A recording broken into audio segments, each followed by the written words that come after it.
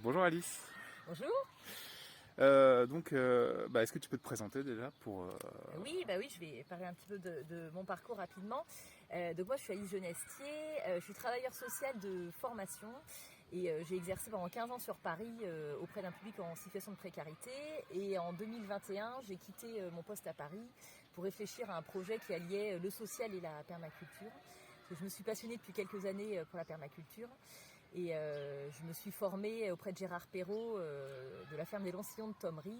Et du coup, en 2022, j'ai créé ma micro-entreprise d'animation en permaculture, la micro-ferme Permar de Vivre sur Champagne.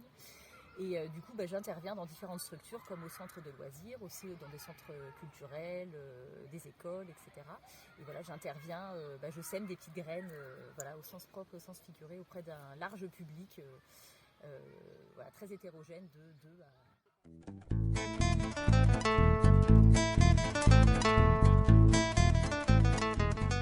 Il y a quelques années, mes enfants sont de loisirs et il y avait un animateur, Kevin, qui s'intéressait à toutes ces questions d'écologie, permaculture, donc on échangeait ensemble.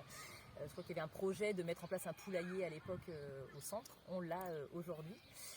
Et du coup, je montais à l'époque mon potager de rue sur Champagne qu'il avait pu découvrir. Et du coup, il en a parlé aussi au directeur de l'époque, Fabien Herman, avec qui on a pu échanger également sur la permaculture. Et quand Fabien a changé de poste pour travailler sur des actions de transition écologique, il est revenu vers moi pour éventuellement que j'intervienne sur le potager pédagogique du centre.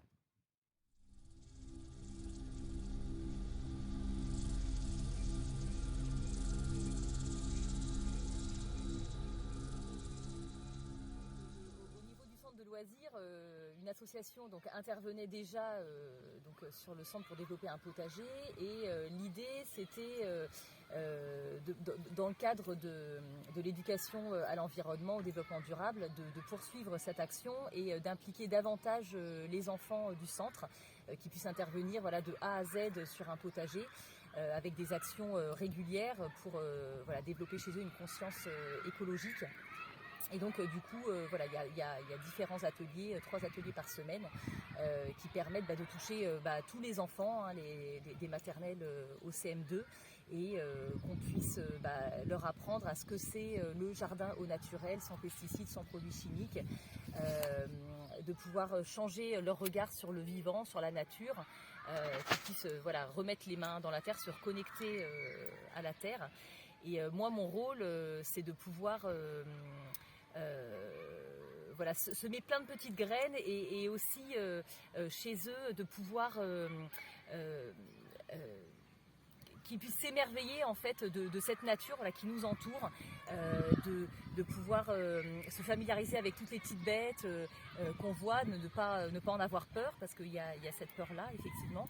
Et moi je me rends compte que les enfants finalement, quand ils changent de regard comme ça, tout de suite, ils sont beaucoup plus à l'aise et ils se sentent bien dans cette nature et ils ont envie de la respecter. Et le but c'est tout ça, l'émerveillement et retrouver une connexion à la nature et en prendre soin.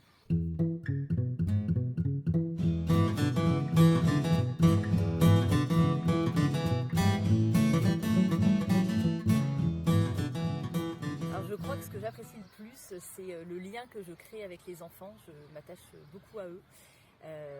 Et de voir en fait toutes ces petites graines que je sème, je les vois au fur et à mesure germer. Je vois toutes ces petites pousses chez beaucoup d'enfants. Et ça, c'est un réel plaisir. C'est les générations futures et je crois beaucoup en elles. Et donc c'est vraiment chouette de voir comment le regard, quand on est passionné, qu'on peut transmettre cette passion, très très vite on voit que le regard il change et que les enfants ont envie de faire pareil et de prendre soin de cette nature qui les entoure. Pour exemple, j'ai une petite fille qui est arrivée dans un atelier et donc j'ai parlé évidemment des petites bêtes du sol, des vers de terre en l'occurrence, et donc on a eu la chance d'en voir quelques-uns dans notre terrain qui devient fertile au fur et à mesure des mois. Et elle était vraiment dégoûtée par le ver de terre, et en lui parlant de l'utilité du ver de terre, de toutes ces petites bêtes qui sont utiles aux jardiniers, les amis du jardinier, voilà. Et ben à la fin de l'atelier, elle avait un ver de terre dans la main et qu'elle caressait et qu'elle voulait emmener chez elle. Alors je lui ai dit non, alors peut-être pas quand même, mais on est passé en 1h30 d'un dégoût à voilà, quelque part l'admiration pour ce ver de terre qui est super utile parce qu'il va nous permettre de nourrir le sol, qui va nourrir la plante et qui va nous nourrir. Voilà.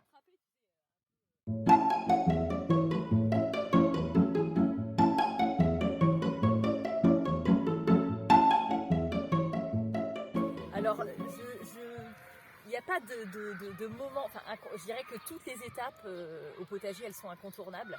Ça part du choix des cultivars, des graines qu'on va semer, au dessin du plan de culture, au travail du sol, au désherbage, au semis, vraiment l'attention qu'on prend pour semer, à l'arrosage, à la plantation, à l'entretien.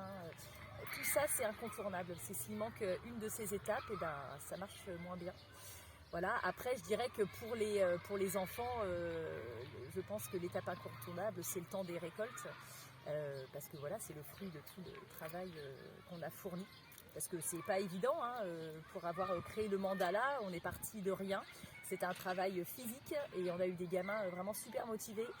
Ça a mis des mois et des mois à être créé. Donc des fois, les gamins, ils peuvent effectivement se lasser un peu, mais non, les équipes, elles ont tourné.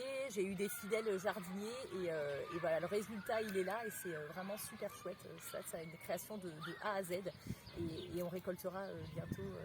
Faut être encore un petit peu patient, mais voilà, les bons légumes et les fruits du mandala.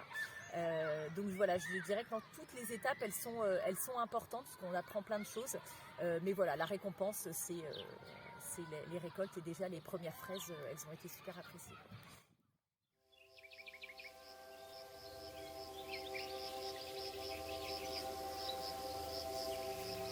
Ben en fait, pour être honnête, je ne me pose pas la question d'où je serai en 2050 parce que quand on est dans son jardin 24 heures sur 24, enfin à peu près, hein, moi je passe des heures et des heures, en fait ça nous apprend à être dans l'instant présent, on a les mains dans la terre et on est ici et maintenant. Et donc du coup, voilà, ça m'a beaucoup, de devenir comme ça animatrice en permaculture, ça m'a beaucoup appris à vivre l'instant présent. Donc je me projette pas à 2050, c'est bien trop loin. Par contre, voilà, j'ai des inquiétudes forcément. 2050, voilà, on n'a pas des dirigeants forcément très sérieux qui mesurent l'urgence par rapport au réchauffement climatique. Et donc, c'est pas assez ambitieux les objectifs quoi, pour limiter le réchauffement climatique. Donc oui, je suis inquiète. Après, moi, je continue à mon niveau à faire tout ce que je peux, à transmettre à mes enfants, à mes amis, à tous ces enfants et ces personnes avec lesquelles je travaille, pour que chacun puisse, à son niveau, limiter l'impact. Je pense qu'il faut continuer à pas avoir peur de parler de décroissance et être plutôt sur une idée de sobriété, de simplicité. Et la nature, voilà, elle nous invite vraiment à ça, quoi. Quand on conduit son potager, on se rend compte que voilà, on a presque tout pour être heureux, quoi. Voilà, sans avoir à avoir un gros impact négatif sur le vivant, sur notre planète. Donc voilà, j'espère qu'en 2050, tout ira pas trop mal. Voilà, mais je suis certainement encore les mains dans la terre quelque part dans un